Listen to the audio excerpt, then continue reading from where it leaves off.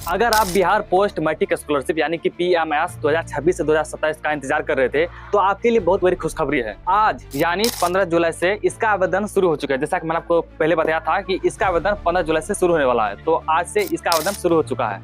लेकिन रुकिए, हर साल बहुत सारे ऐसे लाखों स्टूडेंट होते हैं जो इसके लिए आवेदन तो कर देते हैं, लेकिन एक छोटी सी गलती की वजह से उसका आवेदन रिजेक्ट हो जाता है और उसे इस स्कॉलरशिप का लाभ नहीं मिल पाता है, वो इस लाभ लेने से वंचित रह जाता है। इसीलिए इस वीडियो को केयरफुली आपको ध्यान से देखना है, एक भी सेकंड आपको स्किप नहीं करना है, अदरवाइज आप बहुत बड़ा गलती कर बैठेंगे। इस वीडियो में आपको बताने वाला हूँ कि कौन कौन से स्टूडेंट इसके लिए अप्लाई कर सकते हैं, लास्ट तिथि क्या है और डॉक्यूमेंट कौन कौन से लगेंगे, आवेदन से पहले कौन कौन सी गलतियां भूलकर भी नहीं करनी है और इस स्कॉलरशिप की राशि कब और कैसे मिलेगी। तो इस तमाम जानकारियां इस वीडियो में आपको एक साथ मिलने वाली है। तो नमस्कार दोस्तों, मैं श्रवण और आप सभी का स्वागत है आज इस वीडियो में। तो चलिए शुरू करते हैं। तो सबसे पहले जान लेते हैं इसका डेट यानी कि लास्ट डेट क्या है इसका। तो देखिए, इसमें स्टूडेंट जब ऑनलाइन करता है तो उससे पहले इंस्टीट्यूट यानी कि जो संस्था होता है उसे रजिस्ट्रेशन का मौका दिया जाता है। तो इसमें अलग अलग डेट है। स्टूडेंट जब ऑनलाइन करेगा तो उसका तिथि है 15 जुलाई से लेकर 15 सितंबर तक, और इंस्टीट्यूट जो रजिस्ट्रेशन करेगी उसका डेट है 14 जुलाई से लेकर 25 अगस्त तक। यानी स्टूडेंट्स के पास यानी आपके पास बहुत सारे अभी समय है, पर्याप्त समय है, तो आप जल्दबाजी बिल्कुल भी ना करें। अब बात करते हैं कि कौन कौन स्टूडेंट्स इसके लिए आवेदन कर सकता है। सबसे बड़ा सवाल तो यही होगा आपका, यदि आपने मैट्रिक यानी 10th पास कर लिया है और आप आगे की पढ़ाई कर रहे हैं तो आप इसके लिए एलिजिबल हैं, तो आप इसके लिए आवेदन कर सकते हैं। अगर आप 11th में पढ़ाई कर रहे हैं, 12th में पढ़ाई कर रहे हैं,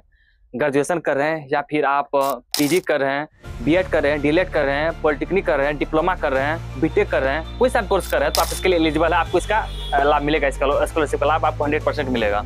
लेकिन इसमें एक शर्त है, आपका स्कूल, विद्यालय या फिर महाविद्यालय यानी कि आपका स्कूल, कॉलेज या यूनिवर्सिटी जिसमें भी आप पढ़ाई कर रहे हैं वो बिहार में स्थित होना चाहिए। और दूसरी बात, और जो भी ये स्कूल है, कॉलेज है, यूनिवर्सिटी है, ये PMS पोर्टल पर रजिस्टर होना चाहिए। अभी तक तो मैंने आपको ये बताया कि कौन से ऐसे कैंडिडेट है, कौन से ऐसे स्टूडेंट्स हैं जो इसके लिए आवेदन कर सकते हैं। अब समझिए कि इससे कौन से स्टूडेंट्स हैं जो इसके लिए आवेदन नहीं कर सकते हैं। तो पहला पॉइंट ये है कि अगर आपने अभी 10th पास नहीं किया है तो आप इसके लिए आवेदन नहीं कर सकते हैं। दूसरी बात, आपने अगर पढ़ाई छोड़ दिया है तो आप इसके लिए एलिजिबल नहीं है। और तीसरी बात कि आप अगर जनरल कैटेगरी से आते हैं तो आप इसके लिए आवेदन नहीं कर सकते हैं। कहने का मतलब ये है कि इसमें आवेदन करने के लिए आपका कास्ट यानी कि आप अगर SC/ST से बिलोंग करते हैं या BC EBC से बिलोंग करते हैं तो आप इसके लिए एलिजिबल हैं, जनरल वाले नहीं कर सकते। इस बात का आप खास ध्यान रखिए। यह स्कॉलरशिप मुख्य रूप से BC EBC SC/ST कैटेगरी के छात्रों के लिए है। लेकिन ध्यान रहे, BC EBC का पोर्टल अलग होता है और SC/ST का पोर्टल अलग होता है। अगर आप गलत पोर्टल से आवेदन कर देते हैं तो आपका आवेदन रिजेक्ट हो सकता है। तो भैया अब बात करते हैं कि ऐसा कौन कौन से गलतियां हैं जो आपको भूलकर भी नहीं करना है। अगर आप ये गलतियां करते हैं तो आपको एक फुटी कौड़ी भी नहीं मिलेगा, ठीक है। तो आप इस पॉइंट को ध्यान सुनिए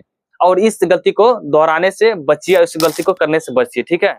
और जो गलतियां बहुत सारे स्टूडेंट करते हैं वो गलतियां आपको नहीं करना, उन गलतियों से बचना है, क्योंकि ज्यादातर स्टूडेंट्स इन्हीं गलतियां करने की वजह से उनका आवेदन रिजेक्ट हो जाता है। गलती नंबर 1, आधार कार्ड और मार्कशीट मैच न होना, जैसे नाम, डेट ऑफ बर्थ और जेंडर। इसीलिए आप आधार कार्ड और अपने मार्कशीट में ये जानकारियां जरूर आप एक बार चेक कर लें कि आपके मार्कशीट और आधार कार्ड में नेम सेम है या नहीं, कोई स्पेलिंग मिस्टेक तो नहीं है, और दूसरा जेंडर में कोई प्रॉब्लम तो नहीं है, और तीसरा डेट ऑफ बर्थ में कोई दिक्कत तो नहीं है। ऐसा तो नहीं है कि इसमें कुछ और डेट ऑफ बर्थ है, उसमें कोई और डेट ऑफ बर्थ है, चाहे डे में, चाहे मंथ में, चाहे ईयर में, ये सारी चीजें बराबर होनी चाहिए।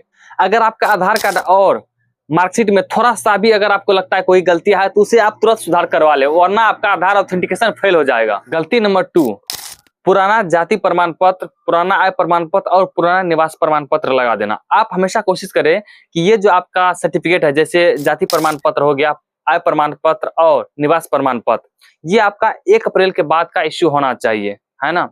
इस 2026 वाला 1 अप्रैल के बाद का इश्यू होना चाहिए। अगर 1 अप्रैल से पहले बना हुआ आपका सर्टिफिकेट तो आप उस सर्टिफिकेट का इस्तेमाल करके बिल्कुल भी आवेदन न करें। अभी तो आपके पास बहुत सारा वक्त है ना, तो आप जल्दबाजी बिल्कुल न करें आवेदन करने के लिए, है ना। आपको सबसे पहले क्या करना है, अगर आपका जातीय आवासीय आय 1 अप्रैल से पहले नहीं बना हुआ है तो आप अप्लाई कर सकते हैं। जब आपका जातीय आवासीय आय तीनों बन जाएगा इसके बाद ही आप अप्लाई कीजिएगा। अगर आप पुराने सर्टिफिकेट से अप्लाई करते हैं तो आपके वेरिफिकेशन में प्रॉब्लम आ सकती है, इसीलिए अभी बहुत सारे समय है, तो आप जरूर वेट करें और जातीय आवासीय आय बनाने के बाद ही अप्लाई करें 1 अप्रैल के बाद वाला। गलती नंबर 3, बहुत सारे लोग क्या करते हैं कि अपना ओरिजिनल जो डॉक्यूमेंट होता है उसे स्कैन न करके, ओरिजिनल डॉक्यूमेंट जो होता है उसका फोटो कॉपी होता है उसे स्कैन करके अपलोड कर देते हैं, चाहे पासबुक हो, चाहे आधार कार्ड हो या फिर कोई भी अन्य डॉक्यूमेंट हो। तो आपका ऐसी गलती बिल्कुल भी नहीं करना। आपको आपके पास जो भी डॉक्यूमेंट है उसका ओरिजिनल का आपको क्या करना है, स्कैन करना और वही अपलोड करना है। जैसे आपको बहुत सारे स्टूडेंट ऐसे हो गए जिन्हें अभी 10th का मार्कशीट नहीं मिला होगा, है ना, 10+2 का मार्कशीट नहीं मिला होगा,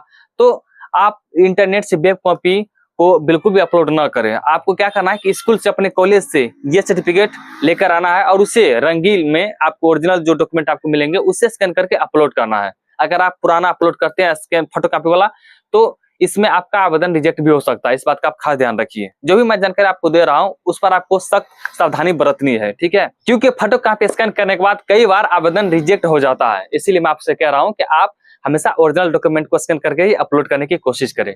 गलती नंबर 4, गलत मोबाइल नंबर या गलत ईमेल आईडी दे देना। जब आप रजिस्ट्रेशन करते हैं तो जो मोबाइल नंबर, जो ईमेल आईडी आप देते हैं उसी पर यूजर आईडी, पासवर्ड, ओटीपी या और भी अन्य अपडेट्स आते हैं। इसीलिए नंबर और ईमेल आईडी वही दे जो आपके पास परमानेंट हो। किसी और का आपको मोबाइल नंबर और ईमेल आईडी वहां पर भूलकर भी नहीं देना। इसीलिए वही नंबर और ईमेल आईडी दे जो हमेशा आपके पास हो। गलती नंबर 5, गलत बोनाफाइड सर्टिफिकेट अपलोड करना। देखिए, हर जिले का बोनाफाइड सर्टिफिकेट का फॉर्मेट अलग हो सकता है। इसीलिए अपने स्कूल, कॉलेज या यूनिवर्सिटी से सही फॉर्मेट में ही बोनाफाइड सर्टिफिकेट बनाकर अपलोड करें। गलती नंबर 6, गलत कैटेगरी चूज कर लेना।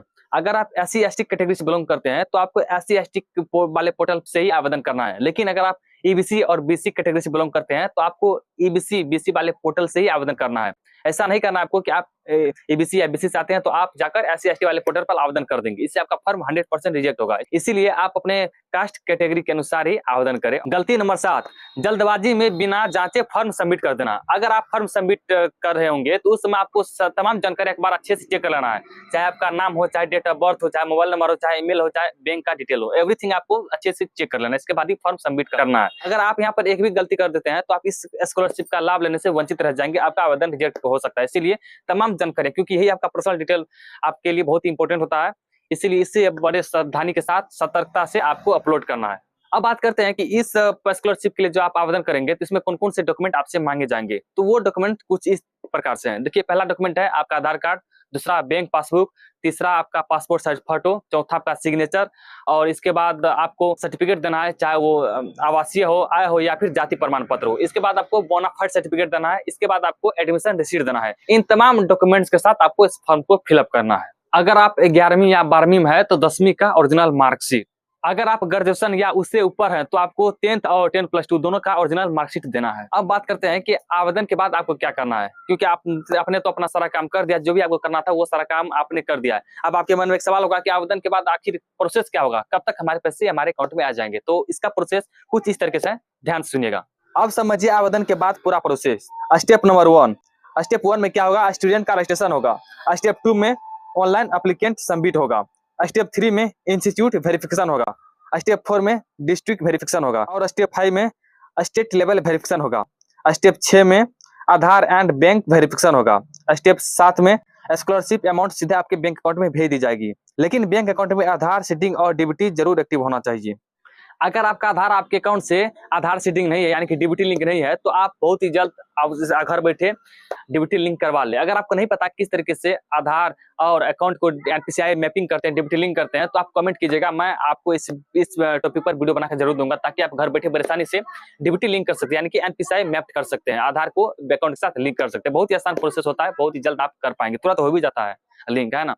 क्योंकि आपको पता है कि अगर कोई पेंशन हो या फिर गवर्नमेंट स्कीम में कोई भी स्कॉलरशिप हो, सबका पेमेंट आपको डीबीटी के माध्यम से ही आपके बैंक अकाउंट में दी जाती है। ठीक है, आपके डायरेक्ट अकाउंट बेस्ड नहीं होता है, आपके आधार बेस्ड ये पैसे आपके अकाउंट में क्रेडिट होते हैं। अब बात करते हैं कि इसमें स्कॉलरशिप कितनी मिलेगी। देखिए, हर कोर्स के लिए अलग अलग इसमें राशि दी जाती है। जैसे इंटर के छात्रों को अलग राशि मिलती है, ग्रेजुएशन के छात्रों को अलग राशि मिलती है, PG, diploma, polytechnic, professional courses के छात्रों को अलग अलग राशि मिलती है, अधिक राशि मिलता है उसे, क्योंकि ये हायर एजुकेशन करते हैं। अब बात करते हैं कि आवेदन कैसे करना है। तो देखिए, अभी तक इसका लिंक एक्टिव नहीं हुआ है ना। जैसे इसका लिंक एक्टिव होगा तो मैं आपको वीडियो बनाकर प्रोवाइड कर दूंगा, है ना, जिसमें आपको तमाम जानकारी बताऊंगा किस तरीके से इस पोर्टल के माध्यम से आप, इस PMS पोर्टल के माध्यम से आप किस तरीके से आवेदन कर सकते हैं। जो जैसे लिंक एक्टिव होगा मैं आपको तमाम जानकारी दे दूंगा। ठीक है, तो अभी इसका लिंक एक्टिव नहीं हुआ तो आप धैर्य रखें। अभी ये वीडियो आप तक पहुंची है तो हो सकता है कि अभी लिंक एक्टिव ना हुआ, एक बार आप चेक कर सकते हैं अभी जाकर, है ना। तो इस पोर्टल का लिंक मैं अपने व्हाट्सएप चैनल पर या फिर अपने टेलीग्राम चैनल पर प्रोवाइड कर दूंगा। ठीक है, तो आप वहां से लिंक क्लिक करके डायरेक्ट इस पोर्टल पर पहुंच सकते हैं।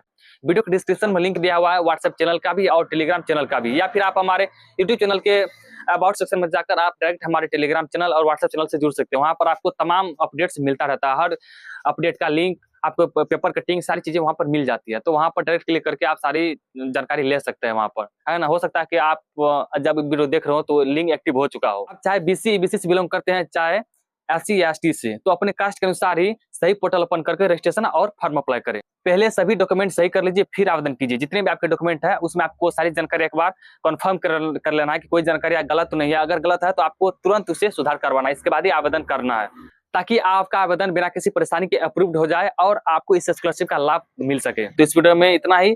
अगर वीडियो पसंद आया हो तो वीडियो को लाइक और चैनल को सब्सक्राइब जरूर करें, ताकि आप इस चैनल के साथ जुड़ा रहे। हर अपडेट आपको सबसे पहले मिलता है।